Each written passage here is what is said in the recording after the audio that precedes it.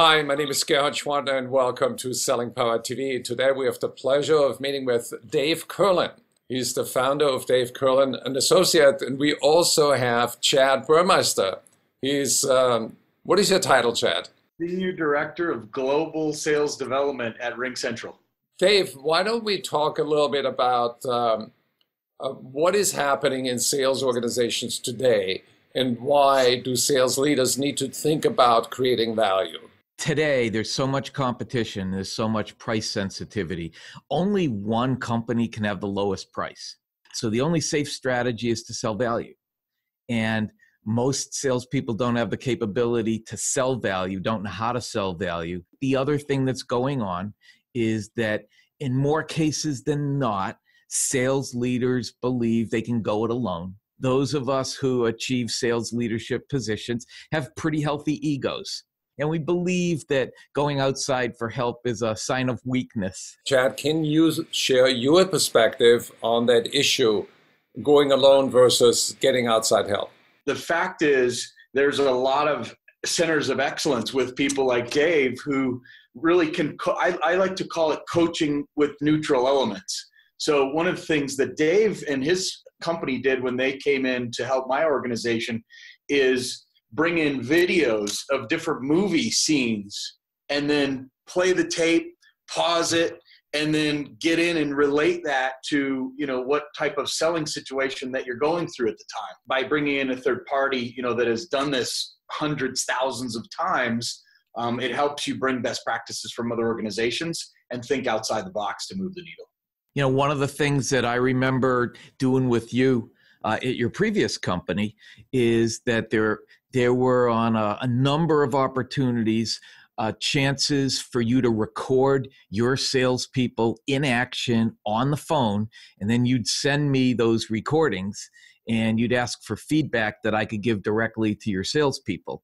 Maybe you could talk a little about how that benefited them, you, and the organization as a whole. Them analyzing the call recording and or the recording of the web meeting, and then providing that summary feedback back in a 2 to 3 minute video clip that says, here's what went great with the call, here's what you could have done a little bit differently. It also gave me, as the sales VP, the ability to learn how to coach better. Dave, can you share some of the metrics that you have achieved for Chad's former company? I actually can't share the metrics, but Chad might be able to. Literally every single salesperson hit their quota last year. So 100% quota attainment is a pretty good outcome, I would say. When you compare it to what's going on everywhere else, where companies struggle to get half their reps hitting quota, that's really impressive.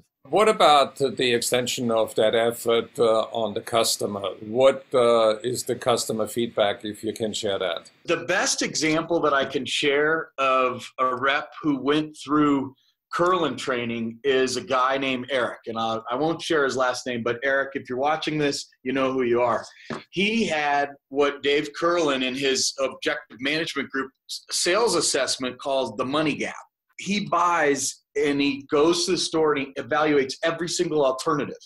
And so he had no gaps in 4 of the top 5 areas, but that one he had a gap in.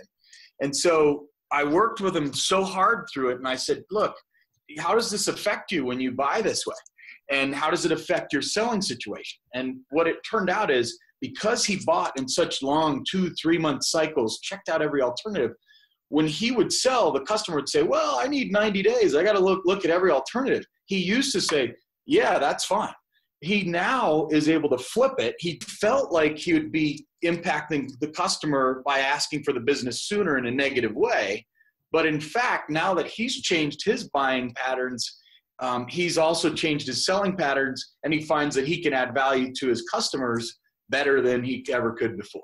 The nice thing about working with someone like Chad is, instead of resisting and instead of trying to protect his butt, and instead of being afraid to make a mistake, and instead of being exposed, Chad was leading by example. And Chad would be the first to adapt, and Chad would be the first to adopt.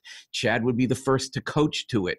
And that's such an important element in the success of any sales training initiative, sales coaching initiative. Everybody's going to be expected to not only go through it, but change. Thank you, Dave, and thank you, Chad, for sharing your insights on creating value for the sales organization, but also for customers.